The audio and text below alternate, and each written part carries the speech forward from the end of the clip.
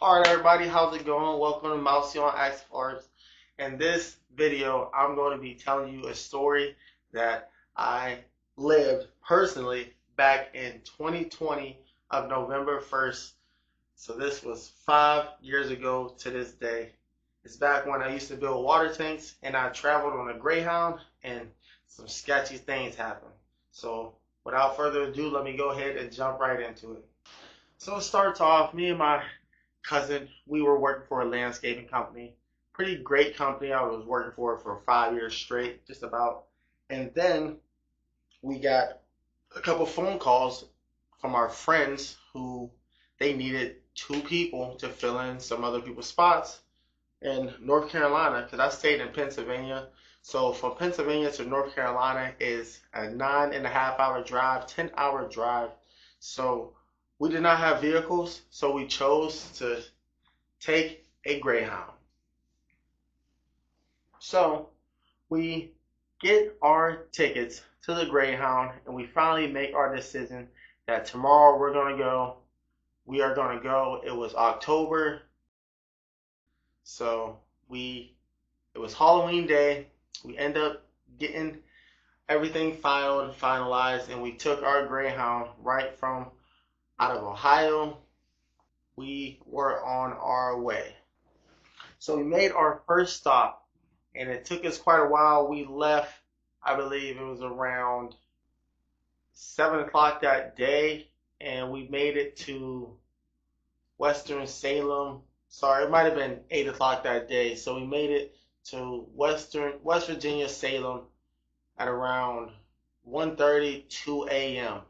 You know, because a couple stops that we have taken on the Greyhound, and we end up meeting two other normal people that you know fit our crowd. So we just gravitated to them, and they gravitated to us, and we end up chilling. You know what I mean? So we get to this bus stop at 2 in the morning in West Virginia, Salem.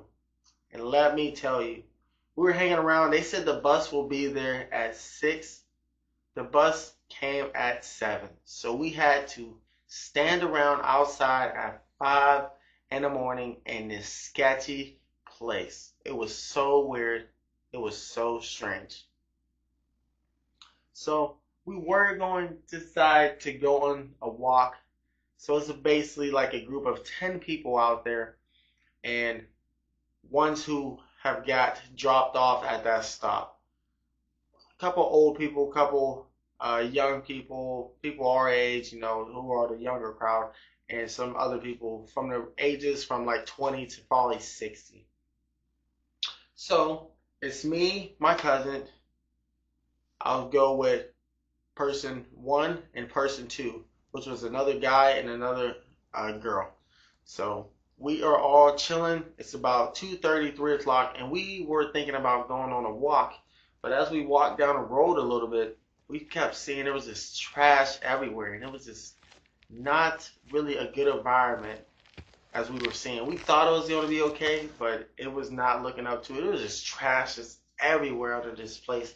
They had a couple big giant buildings out there and stuff, but it was at night, and we didn't know where we were at anyways, and while we were trying to go walk around in these creepy alleyways. So we decided to turn back and just go right to our bus stop. We end up getting back to the crowd of people, and we had our very first encounter. All right. So it was a homeless guy. He called himself Salem. He had the biggest, the longest shank that I have ever seen. It looked like he carved this thing from the side of the bridge. This is insane. This thing is huge, and he's coming right towards us with this big old knife. And I don't know what to do. They don't know what to do. I'm just looking around. I'm thinking in my head, if this guy comes towards me and tries to harm me with this knife, he's getting the brake speed off him. For real.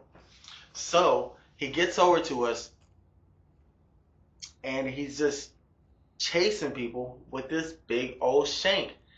He's basically trying to unalive people with this shank. and it's like 3:30 in the morning, and I am just lost. I can't believe this is real. This is one of those nights where I'm just like, this cannot be happening, but it truly was. So he's just running around with this big old knife, trying to, shank people, unalive people, whatever you want to say. And he kind of gets tired out. He does chase this one guy across the street really, really bad. We thought he was going to actually get him, but he ended up stopping and turned around. It was more like a scare tactic, we think.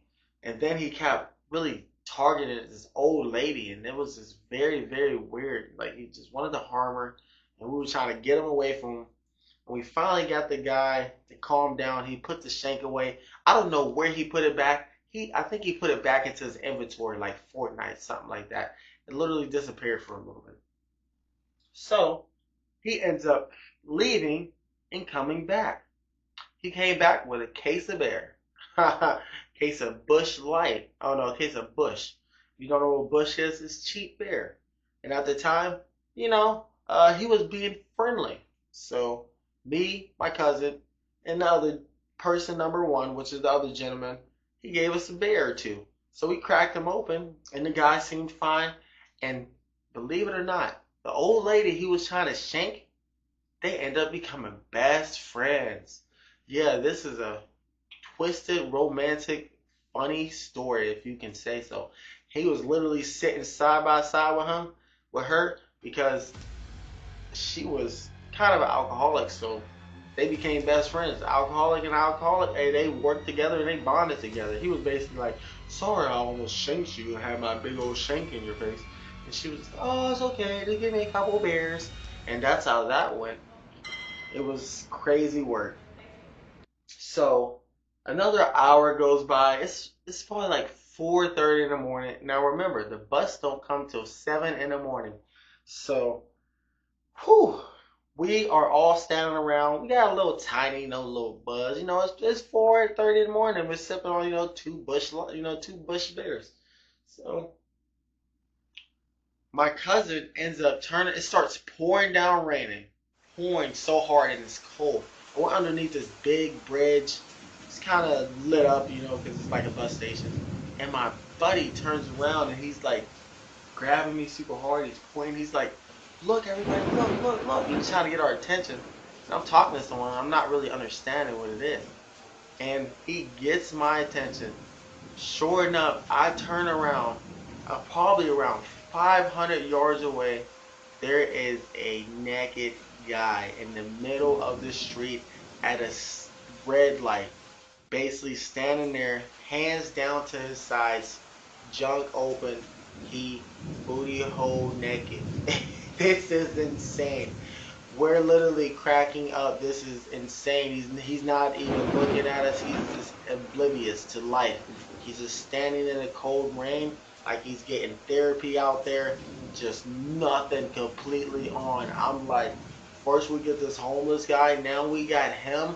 What are we supposed to deal with, man? So we call the cops because this guy is getting soaked in the rain for about an hour. So from 4:30 to like 5:30, this guy is standing in the pitch rain, in the cold rain, and it's still night. It's still dark out. This guy is just standing in this pitch black area at the red light. The light kept flickering from green to red. There's nobody driving around at this time of night. I do not understand why, but this guy was just standing there. We called the cops 3 times. They finally end up trying to go get him. As they try to go get this guy, he's running around the building and stuff like that. We're laughing so hard. This is so funny. It is so funny. Dude is slipping and sliding. The cops are trying to get this guy, this butt naked guy. They end up getting this guy and handcuffing him and taking him to jail. But before they got him, the guy with the big old shank helped the cops point him out where he was hiding. He was hiding behind a bush, right up on this this big building. Had a couple columns he was hiding beside, and the guy with the shank, he helped the cops comprehend this guy. Wow, the big shank is hanging out the side of his pocket. The shank was probably like 12 inches long. At least 6 inches of the shank was hanging out of his pocket while he comprehended this guy and helped the cops. That is the crazy part about it. Guy just comes back over and he just basically dusts his hands off like his work is done. Couple other things started happening. Homeless people were coming out, eating stuff out of the trash. This one guy was just looking at us like we were lost, digging out of the trash, drinking a cup of coffee that might have been there for a couple of days. It's right out the trash, sipping it. And we wanted to go on a walk before all of this. We probably wouldn't have made it back from that walk, to be honest. So, more of the story, don't go to Virginia, Salem, at 2 in the morning, or you might see some crazy stuff. A couple other things happened, like these two people, they were standing underneath the stoplight. Dude walked up to him, hit the cigarette, gave it back to him, and left. We didn't know what was going on. It was like we were stuck in this weird time zone. I thought life wasn't real at this part. I thought life was a simulation going through all of this mayhem. But I hope you guys like this animated story. And this is real, true events that happened to me. But we did eventually make it to North Carolina around, I think it was like 11 in the morning or something like that, after getting on the bus at 7. So we got to North Carolina. I was building industrial sized water tanks. And I still got stories for those videos down the road also. But let me know if you guys like this story. Let me know if you guys think this was hilarious, comical, and what could I have done to help some of these people? I wasn't in a position to be even helping at this point. I was trying to get money, and I was getting paid good money down there. But thank you guys for tuning in, and make sure you hit that subscribe button if you want more stories like this, and also hit that like button. And I will see you in the next one. Let's go.